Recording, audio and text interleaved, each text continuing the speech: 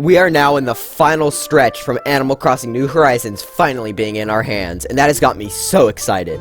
This is looking up to be the best Animal Crossing entry to date. So as for my final video on the game before it releases, I'll obviously be doing more once it drops, but as for this video, I'm going to be going over all of the major information that was released after the Direct. There have been a ton of mini clips shown off on Twitter and on the Animal Crossing website, so I can't analyze all of them to the degree of my last video. However, I will be trying to go over every major feature shown there. Speaking of my last video, I'll be making a few corrections to things I said there, so if you want to skip that part, I'll make sure to put a timestamp on screen to skip that part when that part comes.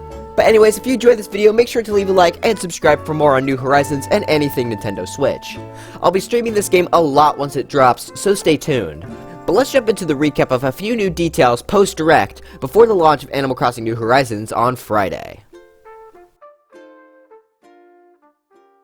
First, let's just go through what I got wrong and what I missed in my last video. If you want to skip over this portion, here's a timestamp on screen just to skip to the new stuff. First of all, yes, I know that this is KK Slider. I posted a pinned comment the exact time the video launched saying I missed this. If you see a correction or thing I missed, please make sure to check the pinned comment before commenting to tell me. I got a ton of comments on my last video talking about this being KK Slider, and I already knew that because I said that in the pinned comment, so just make sure to check the pinned comment before commenting here. But anyways, let's go through some of the comments that pointed out stuff I actually missed. First off is Block saying that this villager is actually Flo and not Roald, but don't worry, Roald has been seen in a previous trailer, so he's still safe. Robin says this beetle here is actually in New Leaf called the Diving Beetle. I swear I've never seen one before, but maybe I was just playing the games at the wrong time, I don't know. Estebanco pointed out a few more details about the house I missed, like how you can place things on the wall differently than you could before, and the windows of the home. Gabriel points out how the yellow leaves were available in New Leaf, and while he wasn't sure here, I later found out that it was because that furniture had custom patterns. I never actually did this in New Leaf at all, which is probably why I missed this, but you can bet I'll use it a ton now since I need dry bones everywhere. Dry bones for Smash. Blaze Fox points out that there's a satellite in the background here, which I imagine will be another huge piece of furniture like the lighthouse and certain dinosaur bones. Drift points out the villagers will get special uniforms for the fishing tourney. That's all from the comments, however there were a few more things I'd missed. One was the return of glowing spots, which missed out on New Leaf. Another thing I missed was that we now have animated wallpapers with this cloud right here moving. That's all I missed from the first trailer, so let's go ahead and jump into the new stuff. Okay, so now onto the other things we learned post-Direct. First off, let's start with the museum, which is one of my favorite changes so far. New Horizons was demoed at PAX, which is where we'll be getting a lot of this info from. We get a bit of insight as to how the museum will be handled, especially at the start. First off, Blathers will start in a tent, just like Nook, and will require 15 fish, bugs, fossils, or a combination of the three in order to start work on the building and the real thing. You'll notice I didn't say art, which is because it seems as if they may not actually be present in the game. From the start anyways. Maybe you'll be able to upgrade the museum even further than the building we see here. Speaking of the building, it seems like there's a small little work area to the side here. Neat. For our final thing about the museum itself, upon donating something, Blathers will actually talk about each item again. This feature was heavily downgraded in New Leaf, where instead of saying something for each individual item, he'd say one thing for the entire bug group, fish group, etc. This can also be cancelled at any time, just in case you don't want to hear him out. Now that's technically the last thing about the museum, however I wanted to go over the encyclopedia in this segment, or rather its new name, the Critterpedia. As we saw previously, it will be an app on our Nook phones.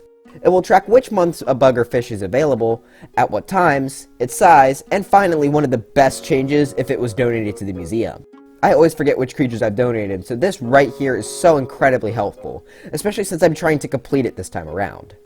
With that positive change though, comes a seemingly implied negative one.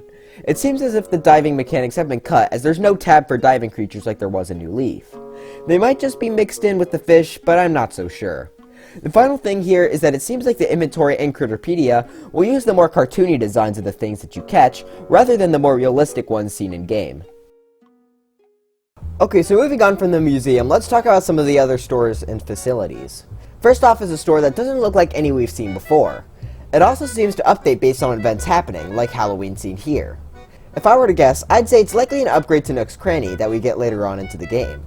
It seems to be like a general store just based on its design. Speaking of buildings and upgrades, we got confirmation that some buildings will have to be under construction for some time before being open to the public. For how long, we don't know though. It's also not clear if this is because a new store is being built, a store is being upgraded, or if a store is being moved. Theoretically, it may only be one of these, but might also be all of them that caused the building to go under construction like this. Speaking of construction, we get confirmation that Lloyd is returning, along with the price of bridges, which comes out to be around 228,000 bells. I assume this will go for all bridges and not just this one, but that's still an unknown.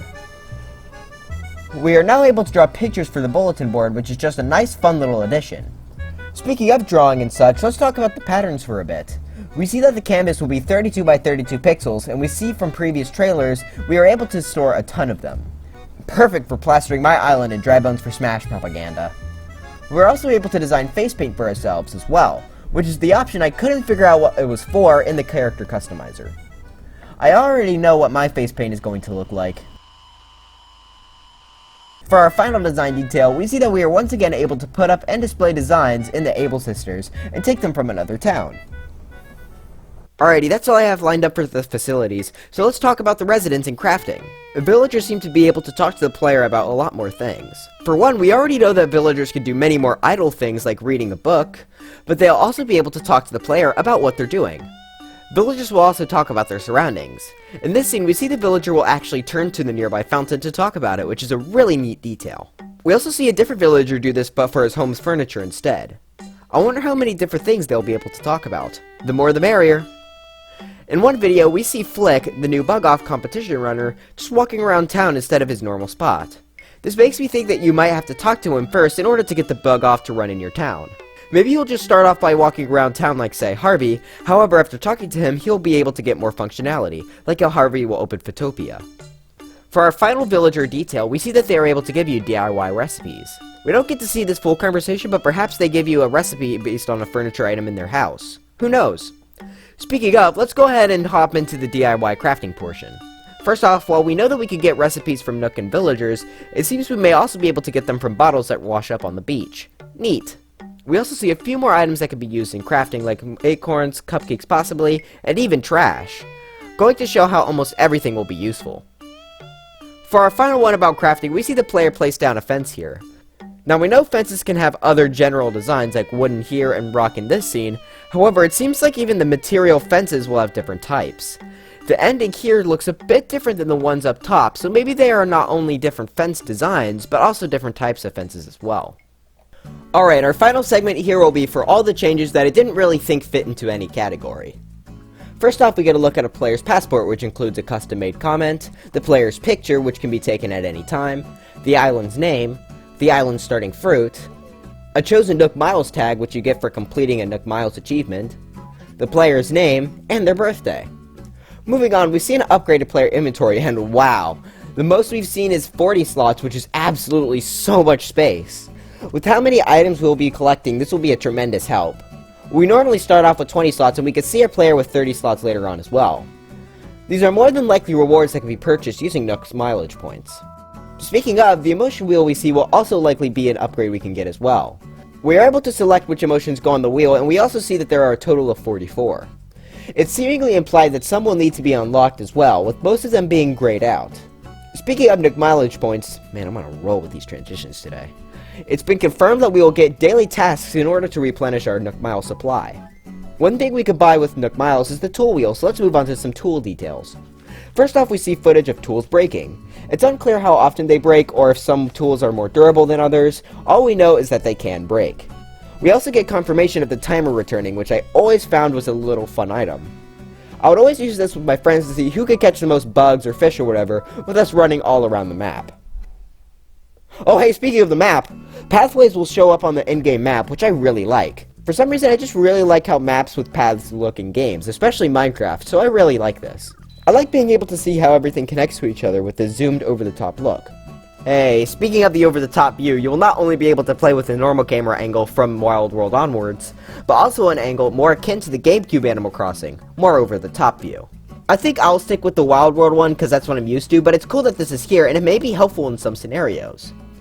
The final thing was technically already confirmed, but we were still kind of unsure, that being that our island names can now be 10 characters long, which was officially confirmed. But anyways, that's it for this video. What's your favorite new addition so far? Let me know in the comments.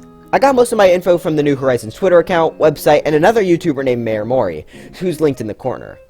But anyways, if you enjoyed this video, please make sure to leave a like and maybe even subscribe. As I said earlier, I'll be streaming this a bunch on launch day and even past then, so please make sure to stay tuned. If I missed something, please check the pinned comment before letting me know, but if it's not there, then please let me know, because I want to know as much about this game as I can, and a lot has come out since the Direct, so I wouldn't be surprised if I missed something. Links to my Twitter and Discord are in the description. But anyways, I'll see you guys next time. Bye.